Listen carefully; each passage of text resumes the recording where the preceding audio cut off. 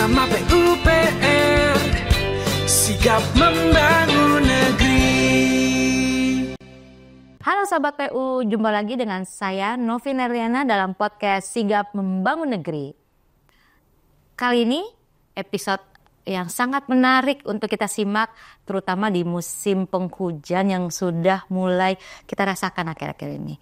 Nah, sahabat, mau dong kita mendengarkan penjelasan tentang apa sih kesiapsiagaan yang perlu dan bisa dan telah Kementerian PUPR lakukan dalam menghadapi musim penghujan. Saat ini sudah ada bersama dengan saya narasumber yang tentunya akan menjelaskan semua hal tersebut, yaitu dengan Bapak Airlangga. Bapak, selamat sore. Apa kabar Bapak? Baik, alhamdulillah. Baik, Bapak. Silahkan disapa Bapak, sahabat PU. Halo sahabat PU, saya Airlangga Marjono, Sekretaris Direktorat Jenderal Sumber Daya Air. Baik, Bapak. Sehat Bapak? Alhamdulillah. Alhamdulillah sehat. Bapak, ini kan kita sekarang sudah masuk musim penghujan ya, Pak. Jadi terutama akhir-akhir ini sudah banyak terdengar tentang risiko bencana dan bahkan bencananya sudah terjadi gitu, Pak. Ada banjir, ada longsor. Nah, apa aja sih Pak langkah yang sudah diambil nih Pak oleh Kementerian PU khususnya Direktorat Jenderal Sumber Daya Air untuk memitigasi dampak bencana tersebut? Pertama-tama perlu saya sampaikan ya Mbak Novi ya bahwa bencana banjir itu tidak bisa hilang. Ya. Bencana banjir tidak bisa hilang. Yang kita bisa lakukan adalah mengurangi risiko terjadinya bencana. Jadi mungkin akhir-akhir ini Sobat PU juga udah sering lihat ya di TV sudah banyak kejadian banjir ya, dan mungkin memakan waktu sampai lebih dari sehari. Ada yang ketinggian airnya juga sampai lebih dari 1 meter mungkin. Nah, itu juga sudah mengganggu aktivitas warga. Nah, tentunya kami dari Direktur Jenderal Sumber Daya Air ini sudah setiap tahun tuh siklus ini kan terjadi gitu ya. Kita di negara kita hanya ada 2 musim penghujan dan musim kemarau. Kalau musim penghujan banjir, kalau musim kemarau nanti kita ketemu lagi kekeringan dan lain sebagainya. Untuk antisipasinya memang kami bertujuan untuk mengurangi risiko dengan mengoperasikan secara penuh semua prasarana sumber daya air yang dapat digunakan untuk mengurangi risiko tersebut.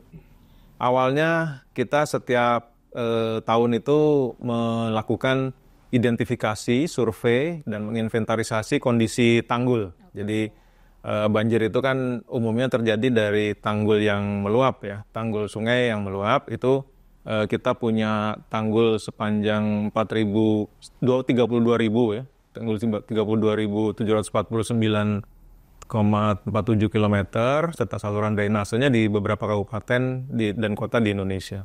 Kemudian kita memastikan bahwa pintu-pintu pengendali banjir dapat berfungsi dengan baik. Ini semua kita lakukan sebelum masuk musim penghujan. Ya. Lalu kita juga melakukan operasi dan pemeliharaan dari bendungan. Bendungan itu adalah satu infrastruktur yang fungsinya menampung air memang. Jadi kalau kelebihan air di musim penghujan itu ditampung di bendungan, kemudian musim kemarau dialirkan untuk memenuhi kebutuhan di daerah hilir. Kemudian melihara tampungan, kan Mbak Novi juga mungkin tahu ada situ ya, ada situ, ada danau, ada embung, itu juga kita pakai untuk menampung kelebihan-kelebihan air pada saat musim penghujan. Kemudian memastikan juga alat berat. Jadi di setiap balai, di setiap unit kerja kita yang di daerah itu kita men-standby-kan beberapa alat berat. Antara lain eskavator, mungkin kalau terjadi bencana kan teman-teman juga Sobat PU juga lihat tuh ada eskavator yang kadang-kadang warna kuning, warna hijau, tapi ada stikernya PU itu yang sedang bekerja di situ untuk apakah itu menormalisasi sungai, apakah itu membersihkan jalan yang tertimbun oleh longsoran dan seterusnya. Lalu juga yang tidak kalah penting kita mensiagakan pos siaga bencana ya. Pos siaga bencana ini terintegrasi beberapa UNOR antara lain Sumber Daya Air, Bina Marga, dan Cipta Karya. Lalu juga melaksanakan apel siaga, rapat koordinasi dan seterusnya itu kita lakukan secara rutin, Mbak Novi ya. Tentunya dengan bantuan teknologi informasi kita bisa memprediksi curah hujan yang akan jatuh di wilayah-wilayah tertentu yang rawan banjir. Nah itu kita informasikan ke semua balai dan semua posko untuk bersiaga menghadapi Siaga ini berapa minggu sekali atau? apel siaga ini pada saat awal musim penghujan ya, musim kemarau sudah berakhir, sudah mulai hujan-hujan pertama itu kita sudah siapkan dan langsung kita apel siagakan. Jadi setiap tahun pasti kita apel siaga selama musim penghujan sampai dengan nanti menjelang musim kemarau itu kita siaga terus. Tapi awalnya di awal musim hujan, tapi setiap saat kita terus berkoordinasi terus. Pak, ini kan melihat perakiraan cuaca yang cukup ekstrim ini ya Pak. Diperkirakan pada akhir tahun ini memang cuacanya ekstrim ya Pak. Kayak kira-kira ini aja selalu hujan gitu. Nah bagaimana sih Kementerian PUPR ini memastikan kesiapsiagaan infrastruktur sumber daya air sendiri seperti tanggul, waduk, sistem drainase untuk menghadapi potensi bencana Pak? Seperti saya sampaikan tadi di awal ya, jadi kita setiap saat itu ada kegiatan yang namanya operasi dan pemeliharaan. Di sana kita melakukan walkthrough atau survei dasar, survei awal gitu ya, survei darat yang digunakan untuk mengidentifikasi lokasi-lokasi yang rawan banjir dan kondisi kesiapan dari infrastrukturnya. Jadi misalnya ada tanggul yang mungkin karena satu dua hal dia agak terkikis atau agak menipis atau rusak dan sebagainya. Nah, itu diidentifikasi itu sepanjang tanggul itu. Kemudian kita programkan untuk perbaikan cepatnya. Ya, kalau kita perbaikan permanennya kan mungkin lama. Sementara hujan sudah mau datang, kita darurat kita perbaiki. Dan nanti pada saat musim hujannya sudah selesai, menjelang musim kemarau, baru kita perbaiki yang secara permanen. Gitu. Jadi ada perbaikan untuk yang sementara dulu, baru permanen ya Pak. Seiring dengan perkembangan teknologi, apakah Kementerian PU nih Pak memanfaatkan sistem pemantauan cuaca atau teknologi lainnya untuk mendeteksi daerah rawan banjir yang tadi Bapak sudah sebutkan dan longsor menjelang libur Natal dan Tahun Baru? Ya, terima kasih. Jadi untuk prediksi curah hujan kita sudah menggunakan satelit ya. Satelit. Jadi kita sudah bisa tahu pembentukan awan-awan yang masif di daerah mana aja, kemudian potensi hujan yang akan turun di daerah mana aja, dan hujan tersebut akan menyebabkan pertambahan air di sungai mengalir berapa, itu sudah kita perhitungkan. Dan kita memanfaatkan juga sistem informasi manajemen yang kita kenal dengan nama SIMADU ya, aplikasi SIMADU. Yang berfungsi untuk sarana pemantauan secara integrasi ya, dari mulai cuaca, kemudian dalam hal terjadi bencana, kemudian kesiapan kita memobilisasi bahan material banjiran, kemudian mobilisasi alat dan sebagainya, itu bisa dimonitor di SIMADU itu. Ya. Jadi itu kita sudah menggunakan sistem aplikasi dan teknologi informasi yang ada di lingkungan kementerian. SIMADU ini apa ya Pak kepanjangannya SIMADU? Sistem pemantauan terpadu. Iya. Itu apakah sahabat PU bisa akses Pak atau hanya tim internal untuk pemantauan dari SDA saja yang bisa akses SIMADU ini? Kebetulan kalau aplikasi ini memang internal internal di kita ya untuk menggerakkan sumber daya yang ada ya, memonitor, kemudian menggerakkan sumber daya yang ada dalam hal terjadi bencana. Nah, teman-teman kalau memang ada bencana dan di daerahnya ada terjadi bencana, itu bisa menghubungi ke balai besar wilayah sungai atau balai wilayah sungai yang ada di provinsinya, kemudian untuk dikoordinasikan secara terkoordinasi dengan pemerintah daerah tentunya ya dalam hal terjadinya bencana. Jadi insya Allah kita akan siap membantu. Bapak, kalau nomor aduannya sendiri ada tidak Pak untuk bencana? Mungkin nanti bisa kita aja ya, di website aja ya? Masuk di website ya, website sdapu.go.id. Websitenya di sdapu.go.id ya, sahabat. Oke Pak, berikutnya sejauh ini ya Pak, bagaimana sih Pak koordinasi antara Kementerian PU, BMKG, BNPB, dan kementerian atau lembaga terkait lainnya dalam memantau potensi bencana yang disebabkan oleh hujan? Apakah ada sistem peringatan dini Pak yang sudah terintegrasi untuk memberikan informasi kepada masyarakat? Jadi Kementerian PU, khususnya Direktorat Jenderal Sumber Daya Air, tadi seperti saya ceritakan kan punya unit pelaksana teknis ya, balai besar atau balai wilayah sungai yang tersebar di seluruh provinsi. Nah itu mereka berkoordinasi dengan lembaga lain yang setingkat. Jadi BMKG itu kan di daerah juga ada, kemudian BPBD juga di daerah juga ada, TNI Polri juga demikian.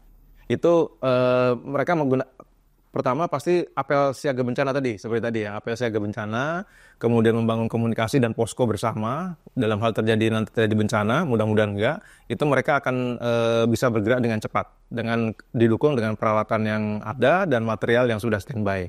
Itu kira-kira Mbak Novi. Oke, siap Bapak. Pak, ini sudah kita masuk bulan-bulan musim hujan ini biasanya Nataru ya Pak? Ya. Mau libur Nataru, libur Natal 2024 dan Tahun Baru 2025. Nah, Pak, ada nggak sih upaya yang lebih intensif nih Pak untuk memeriksa kesiapan infrastruktur sumber daya air di jalur yang sering dilalui pemudik pada liburan Nataru? Ya, kita sudah mengidentifikasi kira-kira jalan itu lewat sungai mana aja gitu ya. Biasanya kan yang tempat bencana kan di sungai-sungai itu.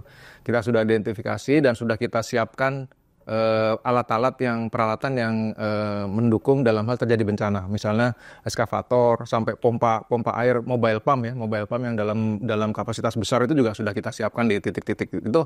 Kita sudah siap dan kita sudah koordinasi juga dengan teman-teman dari Ditjen Bina Marga dan mungkin juga kalau jalan tol dengan badan usaha jalan tolnya, kalau jalan tolnya melewati sungai juga kita waspadai. Ya. Gitu.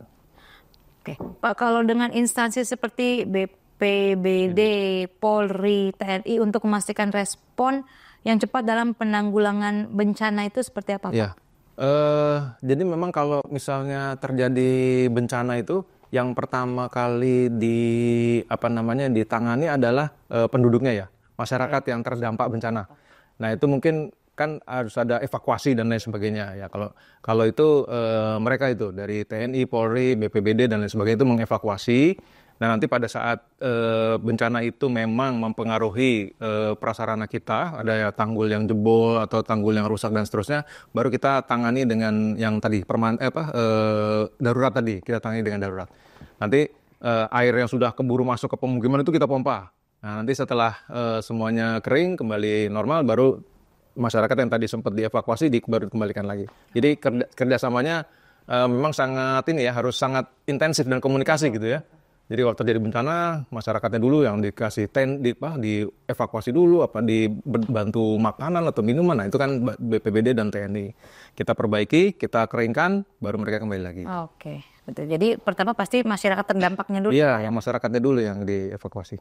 Oke. Pak, bagaimana bila terjadi banjir atau longsor yang mempengaruhi infrastruktur vital seperti jalan dan jembatan? Apakah Kementerian PU mengkoordinasikan upaya pemulihan, perbaikan untuk memastikan akses? Mungkin termasuk salah satunya tanggul ya Pak? Iya. Jadi itu tadi kalau terjadi banjir yang sampai memutus jalan misalnya ya. Nanti kita lokalisir dulu tuh airnya ya, kita lokalisir airnya, kemudian kita pompa, kita buat tanggul sementara, kita pompa sampai jalan yang akan dipakai itu bisa kering ya dan bisa dilalui, baru nanti setelah itu kita buat tanggul yang permanen, yang lebih permanen itu. Pak, sementara menunggu jalan kering itu biasanya apakah diberikan akses lain atau seperti apa? Kita lihat situasinya ya. Kalau kita survei memang ada jalan alternatif, kita belokkan jalan alternatif. Tapi kalau tidak ya memang harus kita tutup dulu.